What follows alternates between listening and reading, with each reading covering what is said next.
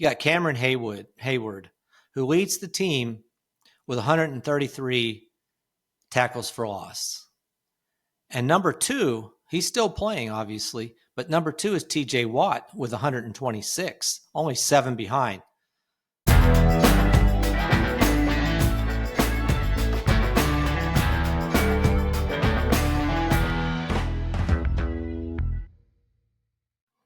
Welcome to Just the Stats NFL, the show that covers the NFL statistical leaders from the all-time greats to the current players leading the NFL. I'm Ernie Jennings, your host. Each week I'll be looking at every matchup, every game, before and after the game. So with the preview, I'll be looking at the players on each team in many different ways. One way will be where they rank in the top 10 on their own team or in the NFL as a whole. Then I'll also be looking at the active players, who's doing well for the season and so forth. And then I'll give an outlook on the fantasy players that might be relevant for the upcoming week. So that's what we'll be looking at as well. Once the season gets going, of course, there's no stats to look at right now, but I'll be looking at the NFL players for 2025 that are leading the NFL in quarterback position, running back, wide receiver, tight end, and so forth. So we'll do all that each week. So I'll go through each game. Now, I already did part 1, and I covered the first 4 games, which included the game on Friday and the game on Thursday and Friday games, and the first couple of games that start at 1 o'clock on Sunday. So now we're going to pick it up with another game that starts at 1 o'clock on Sunday, and that is the Tampa Bay Buccaneers versus the Atlanta Falcons. All time, the Falcons lead this series 32 wins to 31, so Tampa Bay has a chance to tie it up as far as wins go with this game. Now, when we're looking at individual players that are standing out all time for the Atlanta Falcons, who are the home team in this game, you have Bijan Robinson already hitting the top 10 as far as yards go rushing. He's got 2,432. The player who's number 9 right now is Haskell Stanback with 2,662. So now B.J. Robinson would have to have a big game, and he could easily have a 200-yard game rushing. But that's what he would need, 231 yards to pass Haskell Stanback for 9th all-time on the team. Now, if he doesn't get it this week, I'm pretty confident he'll do it next week. And the same goes with touchdowns. This is where Bijan Robinson's ready to move into the top 10. He's got 18 rushing touchdowns currently. Lynn Kane, who's in 10th, has 19. So Bijan Robinson needs 1 to tie and 2 to move into 10th all alone. So we'll be watching him as far as the Falcons go. He's really the only player on the Falcons that's got any records currently that we're looking at. Now, for the Tampa Bay Buccaneers, it's a big difference. Since Baker Mayfield's been there, he's been making some inroads as far as different categories go. But the one currently that we're going to be looking at is touchdowns. He's already 7th on the team all time with 69 touchdowns. Now, Jameson Winston has 121 to lead the Tampa Bay Buccaneers, but Trent Dilfer is 6th with 70.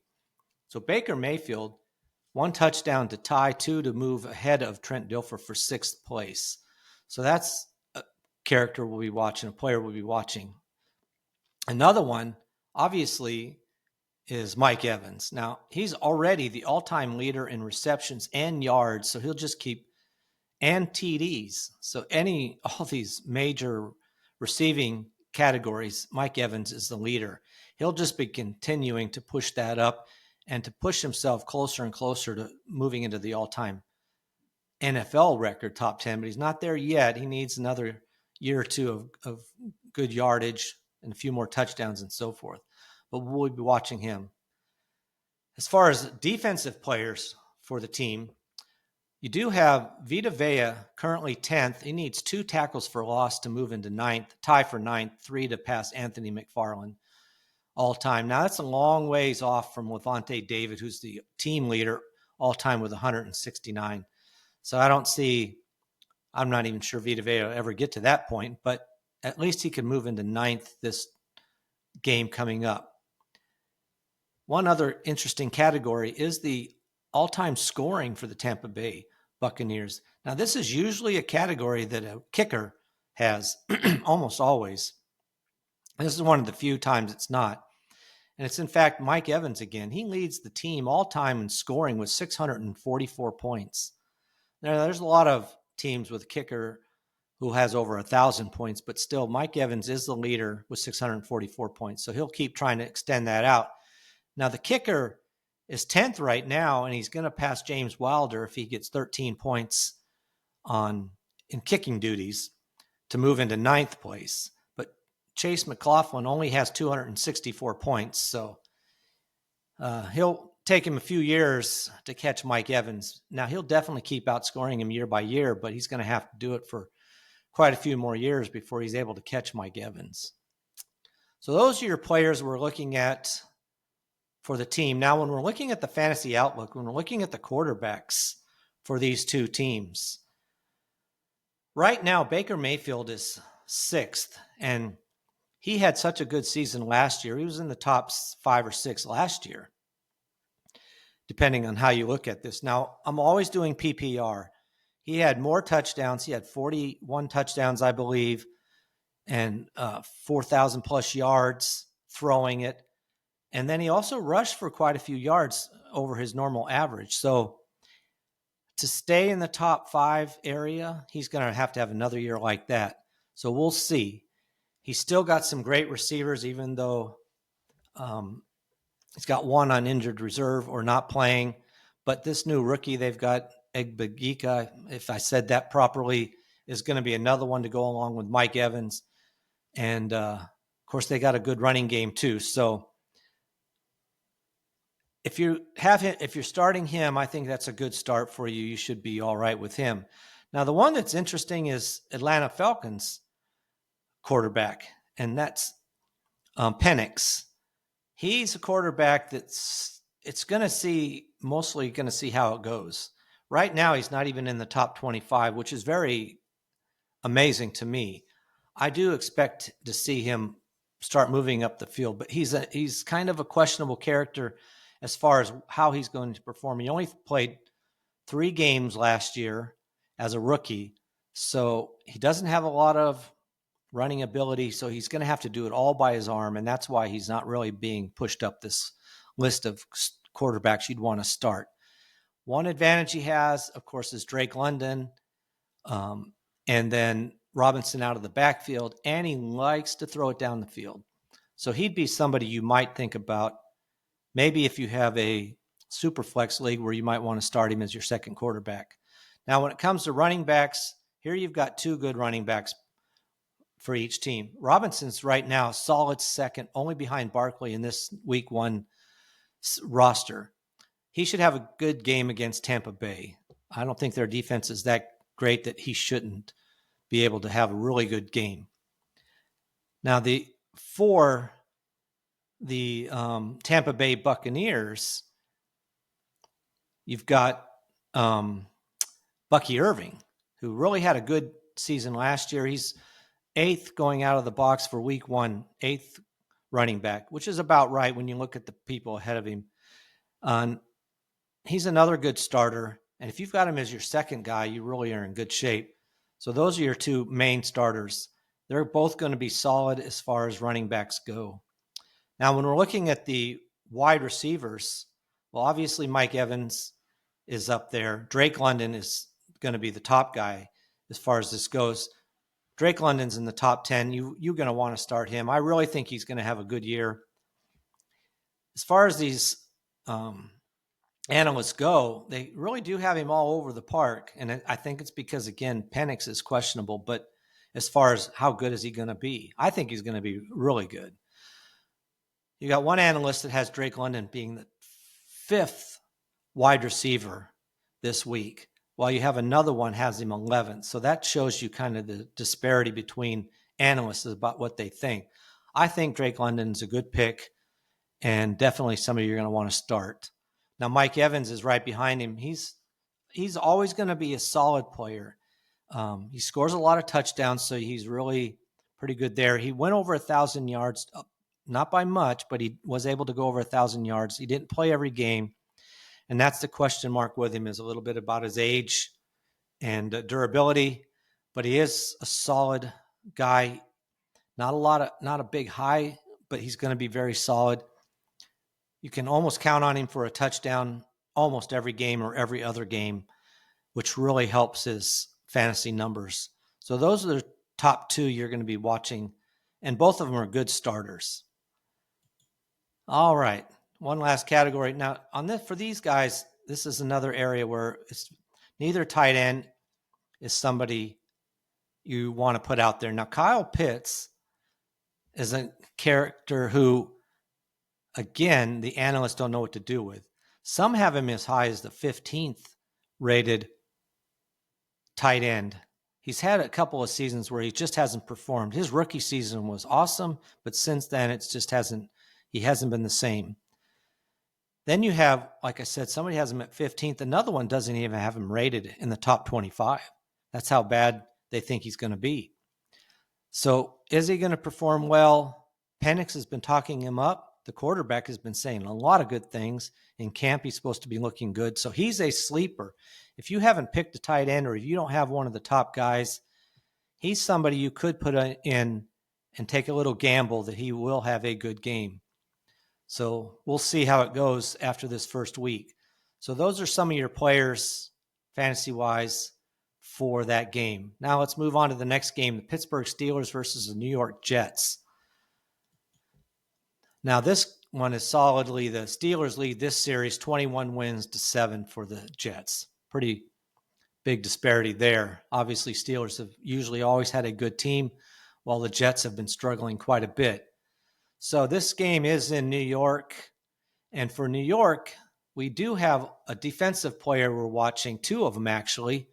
They do have a fairly good defense. It's their offense that we're going to be watching to see how good that can shape up to be.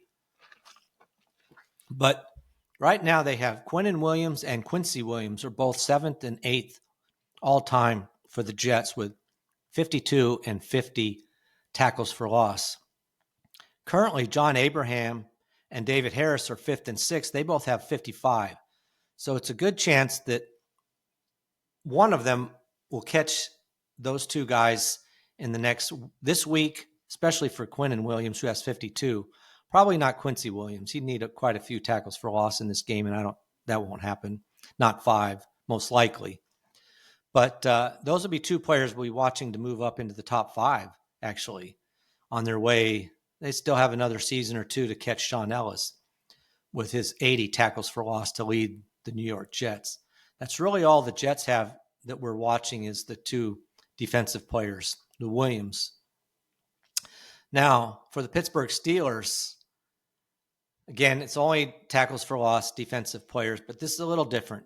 You got Cameron Hayward, who leads the team with 133 tackles for loss. And number 2, he's still playing, obviously, but number 2 is TJ Watt with 126, only 7 behind. So Cameron Hayward's going to have to do his best to hold off Watt for another season before he does catch him. And TJ Watt will catch him ultimately, I'm sure, because Cameron Hayward's getting up there in years, and Watt still got plenty of years left in him. But Cameron Hayward will be doing his best to hold on to that tackles for loss lead, at least for this game. We'll see how long. TJ Watt's already the leader all time with sacks for the team with 108, so he'll just continue to extend that record out. So now when we look at this team, as far as fantasy players go, the fantasy outlook on these two teams. This is, again, the Jets, you're not going to start either one of their quarterbacks. So you got Russell Wilson, but against the Pittsburgh Steelers, I don't think you want to start him. And then for the Pittsburgh Steelers, you have Aaron Rodgers. And again, we'll see. Right now, they've got Justin Fields actually starting for the New York Jets. My bad on that one. Justin Fields is what we're talking about here for the Jets. He's one of those players, you're taking a risk because he's probably going to have to do it all on it with his legs, and he can do that. So he could have a monster game, or he could really have a dud, not get as many rushing yards as you hope, and have too many turnovers. That's where he would scare me. I wouldn't play him. I'd want to see how the team does. And for him to have to start his first game of the year against Pittsburgh Steelers, one of the best defenses, is not a game where I want to take the risk to see Justin Fields have a breakout game. So I wouldn't be playing him. And like I said, Aaron Rodgers, I don't see him being much more of a manager of the game. He's not going to have a big game, I wouldn't think. Not one you'd want to start at all, really. And if you had to pick him up, I'm sure he's still on the waiver wires. So that's it for quarterbacks. One gamble and one you don't even want to bother with. When it comes to the running backs for these two teams, again, you've got the Pittsburgh Steelers with a rookie and Warren. And I think they're going to split the carries. So do you really want to start either one of them until you see how it's going to pan out? Caleb Johnson's the 33rd rated running back. That just tells you that he's really somebody you don't want to start right away. If you've got him on your bench, you're hoping he'll start at some point, maybe. But definitely somebody I don't want to start. The same goes with the New York Jets. You've got Braylon Allen ranked 47th against the Pittsburgh Steelers, and you got Jalen Warren. Not Jalen Warren, I'm sorry. Breece Hall as 26th. What's the distribution going to be? I don't see either one doing that well. So you don't know who's going to get the yardage, who's going to get the touchdowns, if there are any. So I wouldn't start any of these running backs on my fantasy team this week. I just would rather try somebody else. When it comes to the wide receivers, this is a big area of interest to see how this is going to work out. Especially for me to see what the Pittsburgh Steelers are going to do.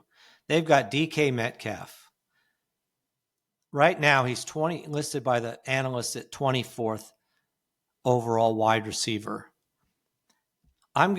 If I was gambling, I would gamble on him being better than that, because Aaron Rodgers has been practicing with him outside of camp. And Aaron Rodgers is well known for a guy who, if he's has a receiver he likes, he will feed him the ball every chance he gets. You can see that how he did that with Devontae Adams. When Adams went over to the Jets, all of a sudden Garrett Wilson was not even a player anymore. He went to Adams as often as he could, and Garrett Wilson was left with the crumbs. If Rodgers does that again, Metcalf, despite not really being the type of player necessarily that fits Rodgers may feed him the ball as often as he can, and we could see him do much better. So he's a player I actually would wait and see how it's going to go. But I have picked him up in various leagues because I do want to see what happens. Now, on the other hand, Garrett Wilson is ranked right behind him going against Pittsburgh. And he will be the main receiver for the team, but it's against Pittsburgh, one of the best defenses. He's another guy the numbers are all over. One analyst has him as the 15th best. Another one has him as the 29th. So again, it's going to be a wait and see. With Fields as the quarterback, how many passes is he even going to throw? So it's just going to be highly questionable. I wouldn't start Garrett Wilson, even though you probably drafted him fairly high. I wouldn't start him. I want to see what's going to happen. If I have a better receiver or somebody even close on my bench, I'm going to play him instead. All right, so that's a look at that game. Let's look at the next game, the Cincinnati Bengals versus the Cleveland Browns. This is been a series for a little bit of time. Bengals lead the series 55 wins to 48. This is another 1:00 game. Cleveland Browns, the home team. Now, when we're looking at this team, let's start with receivers. You got a tight end, David Njoku, in touchdowns. We're looking at receiving touchdowns. Gary Collins in the 60s, had 70 touchdowns receiving. Currently at number 7 is Reggie Rucker with 32, and David Njoku has 30. So he needs 2 to move into tie for 7th, 3 to pull ahead of him. So we'll watch Njoku in the touchdown category. That's the only guy really for Cleveland. That's going to be a rough team, their quarterback situation. Now, Flacco, if he can stay the quarterback, that'll be good for Njoku. Now, for Cincinnati, you've got T. Higgins moving up this list in the touchdown category. And of course, Chase is too, but he's not in a number where he's going to pass anybody currently. Right now, Chad Johnson is the leader all time in touchdowns receiving with 66. But T. Higgins is 11th. He only needs 1 to tie Bob Trumpy to move into tie for 10th, 2 to pass him for 10th place. So he's ready to move into the top 10. This is a guy now on defense, tackles for loss. This is a category you see a lot of movement in because it's the numbers that the stat that's been tracked only in the last 10, 15 years. So it's a number that you see a lot of activity going on. But at least 15 years, probably longer than that, maybe 20. But Trey Hendrickson, who finally got a contract signed for the 1 year, is already 6th on the team. He needs 2 to tie for 4th, 3 to move into 4th all by himself. 3 in a game, he needs 3 to move into 4th all time. So it's a possibility he gets that. But whether it's this week or next week, he should move into 4th all time in the tackles for loss category. Those are really your only players in this game to watch as far as the stats go. Now, when it comes to quarterbacks, though, that's a different story. Here you've got one of the top quarterbacks, one of the few quarterbacks in Joe Burrow for Cincinnati that finished in the top 5 who does not run much with the ball. The rest of them were all quarterbacks that also had a big running game. But Joe Burrow threw for over 4,900 yards. I don't see that changing this year. I think he reaches 5,000 yards passing, basically because their defense did not improve. Trey Hendrickson was out most of all preseason, and hasn't practiced much. So it's going to be him working his way in, and their defense really did not improve. So I see him throwing this ball a lot and racking up the yards. Now for Cleveland, Matt Flacco is the guy, but you're not going to start him, even though he might throw it a lot. He could be a little surprise guy, maybe. But who's he going to throw it to and how successful it's just going to be rough for him. Fortunately for him in this first game, he is playing Cincinnati, whose defense was not that good. So he could have a good game. But again, Cleveland's team is just not that great. I don't expect him to be somebody you're going to be playing. Definitely, if you haven't had a draft yet, Joe Burrow is somebody you can pick up in those top 4 or 5 that often goes last, and you can pick him up. You don't have to pick him up so early in your draft. Now with running backs, Chase Brown is the guy. I think he's going to have a big season. He's the 6th ranked running back. I think he finishes in the top 5 this week and for the season, actually. But right now he's number 6. As far as Cleveland goes, there's nobody to even mention. Wide receivers for each game, obviously Jamar Chase being the number 1 pick in the draft almost universally by most people, is going to probably have a big game against Cleveland. So he'll be the guy if you have one. And also, obviously, T. Higgins. He's 12th right now. He should have another big game as well. We'll watch him. But if you have him as your second wide receiver, you've got a good wide receiver going right there. Now for Cleveland, there's really nobody that you want to play again. Jerry Jeudy would be the only one. If you have him as your starter, probably not your starter, but your second wide receiver for sure. Starting, but your second wide receiver. He should have a good year. I mean, he's going to be the best receiver, him and Njoku, as far as who Flacco. And as long as Flacco's the quarterback, I think Judy will have a good game week 1. So those are some of your players. Now, as far as the tight ends go, David Njoku is in the top 7. He's pretty solid there.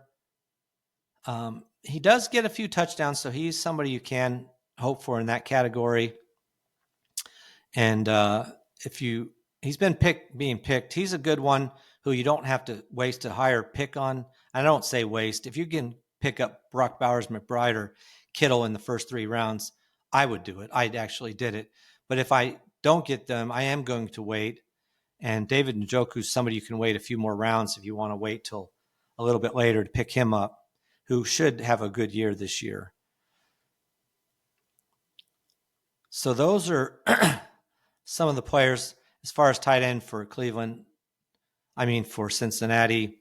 Not really somebody that's that you want to start. All right. Next game is the Miami Dolphins versus the Indianapolis Colts. The Dolphins dominate this series with a 48 wins to 29. It's another 1:00 game. It's going to be in Indianapolis.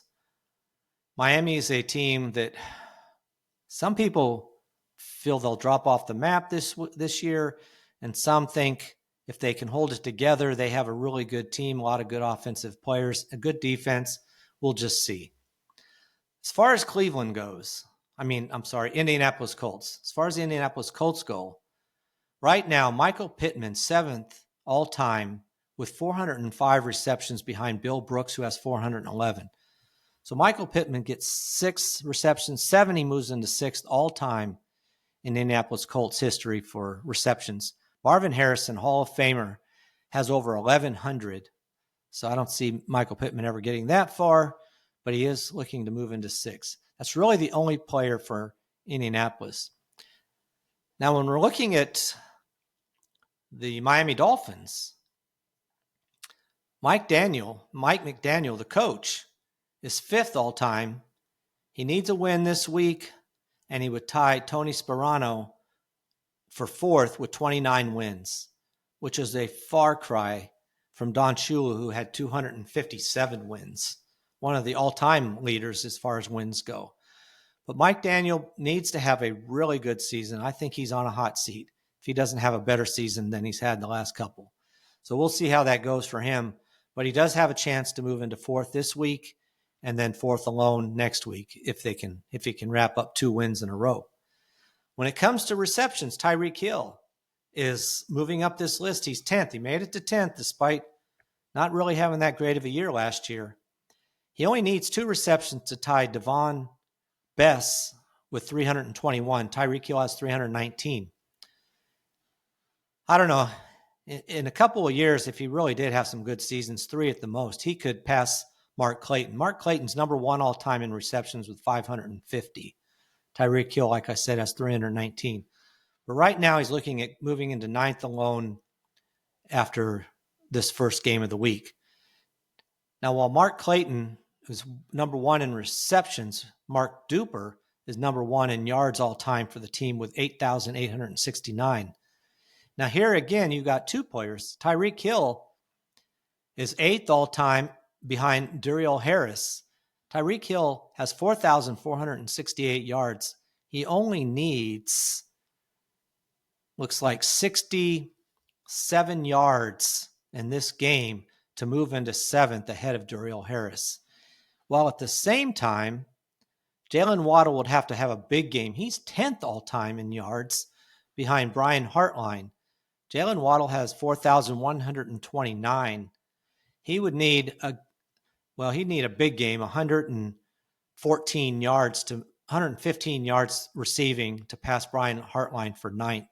So whether he does it this week or next week, he will be moving into 9th. So we've got 2 players for the Miami Dolphins in the top 10 all time for the Dolphins. All right, touchdowns. Tyreek Hill would have to have a huge game with 3 touchdowns to move from 7th into a tie with O.J. McDuffie for 6th. Tyreek Hill has 26 touchdowns receiving McDuffie has 29. Mark Clayton does lead this category with 81, so it's a long way away for Tyreek Hill. He'll never get that, but we'll be watching to see if he does have a big game and can catch McDuffie. All right, those are the players. Now, looking at the fantasy outlook, again, these are some interesting quarterbacks we've got here for the Miami Dolphins and the Indianapolis Colts. Indianapolis was hoping, I guess, that Richardson would be the guy, but it's going to be Daniel Jones, and you won't start him. And the same goes with Tua. I just don't see Tua.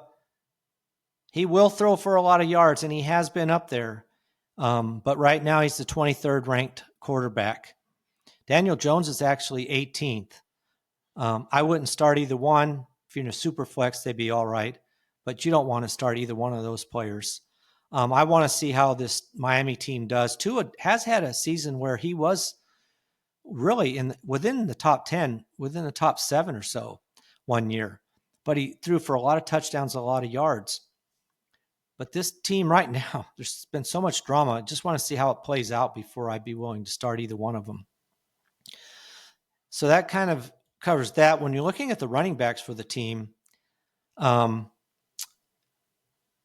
again, well, obviously Jonathan Taylor, he's in the top 5. So for Indianapolis, he's definitely somebody you want to start. He's a solid player. And with Richardson not playing and Daniel Jones is the starting cornerback, that's really beneficial to Taylor. Jones can run, but he won't take off and run the way Richardson does. So that gives Jonathan Taylor a chance to have even a better game than may be expected. So he's definitely your starter. You're going to play him the whole year. Now, when it comes to Miami, Devon Achane is 7th, and he's questionable. So you're going to want to watch this. You definitely want to start him if he's going to play, but you want to watch it. He could be great this year if he can stay healthy because he's going to catch some passes as well as be one of the top rushers. But we're just going to have to wait and see his health. But he's supposed to start, but we'll see what happens.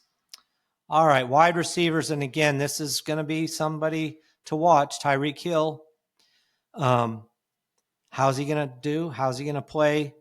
Right now, he's the 14th ranked wide receiver. That's about right, I guess.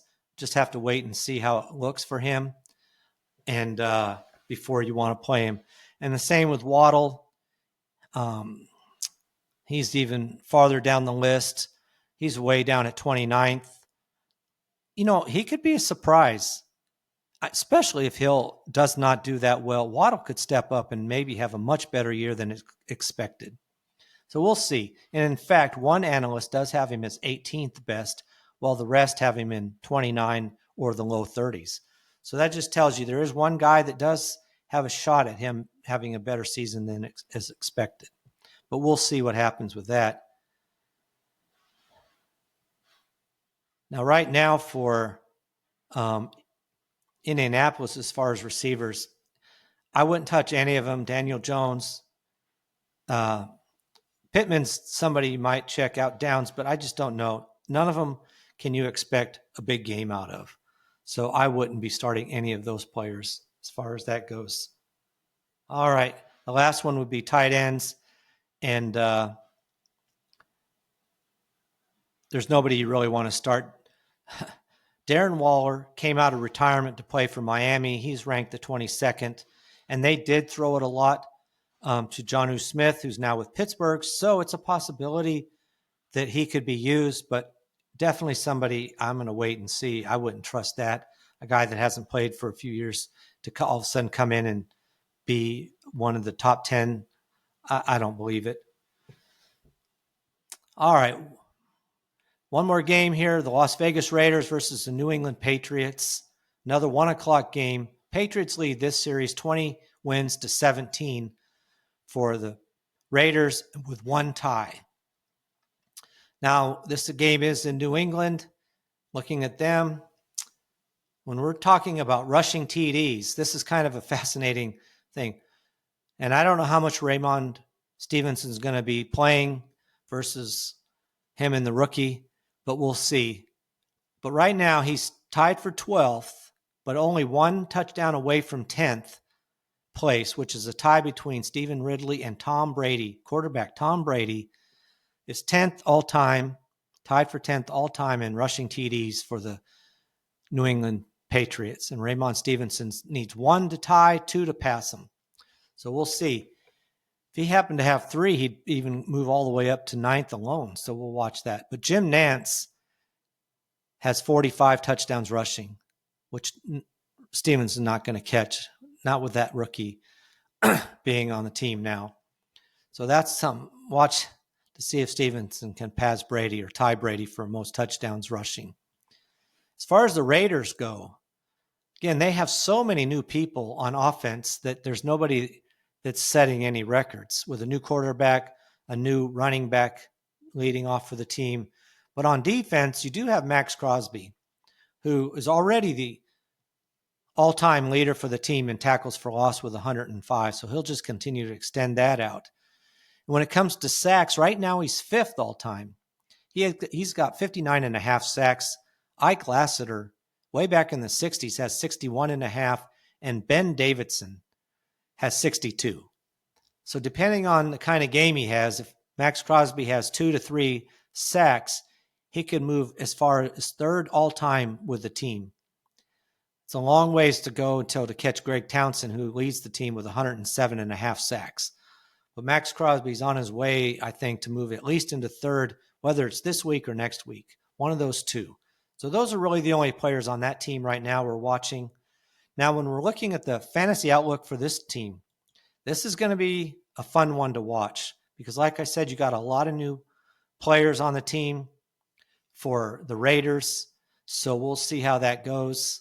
New England with Drake May, we'll see how it goes. And who's going to be the receivers for him? We don't know that. But for those two players, right now, Drake May is the 12th ranked quarterback going into this game. And part of it's going to be because they'll often be playing from behind. And Drake May could rack up a lot of yards. Won't be the leading quarterback in rushing department, but he will be one of the better ones. So he can rack up some points for your fantasy team on the ground. Now, as far as Geno Smith, he's really not there. This is a team that's looking to run the ball more. And so we'll have to see how Geno Smith plays out. He could do better in a game where he's going to have to throw the ball. But right now, Drake May is the only one you want to play. Whether you'd want to start him, you're taking a little bit of a risk because he's going to have to produce for you on the ground. But he's somebody that some people really feel strongly about. I think he could be a top 10 quarterback for sure.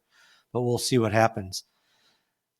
Now, when we're talking about Ashton Genty, right now they've got him ranked 9th. And I think it's partly because he's a rookie. You just want to see what's going to happen. To make a rookie higher than this, you just usually don't do that week 1 to see. You just want to kind of see. But he's already in the top 10 ranked. I think he'll finish in the top 5, actually. I think they're going to highlight him pretty good. But we'll see.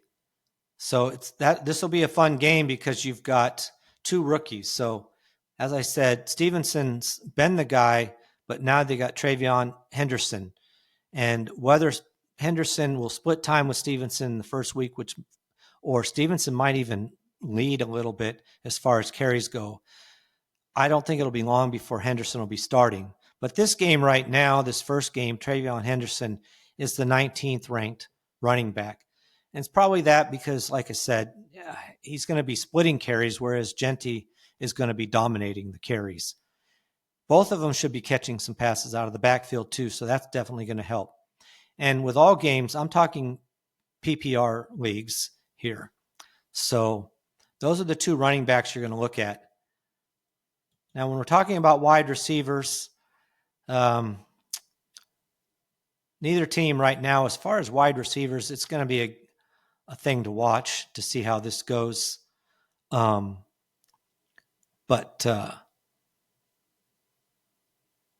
I'm looking at the list here. And like I said, Jacoby Myers, who's now wants a contract, but he's the 36th best. And like I said, I don't expect to see a lot of passing, and not to him. When there is passing, it won't necessarily be to Jacoby Myers. And we'll talk about that in a second. So nobody really on this list that stands out as far as that goes. Now for New England, the same thing.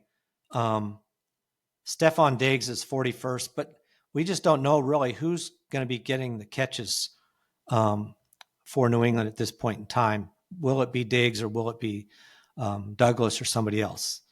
Now, tight ends, here's the guy that if there is passing going on for the Raiders, it's going to be to Brock Bowers, their tight end, Brock Bowers. He's been consensus number one. Sometimes he flips a little bit with Trey McBride, but definitely the guy that's going to see the majority of the passes from Geno Smith. I do think Genty will get some too, so we'll see what happens there. Now for New England, Hunter Henry, he's a guy that you can pick up at the very end of your draft. If you didn't pick a tight end early in your fantasy draft, Hunter Henry, somebody you can pick up. He could actually be one of the better tight ends this week, as may dump it off to him on a regular basis. So those will be your tight ends to watch. All right. Those are the games. We will wrap up this in the next part, but that'll be the games we cover in this episode. So stay tuned. I'll be putting out one more episode to finish up the games going into the season. So until next time, I'm out.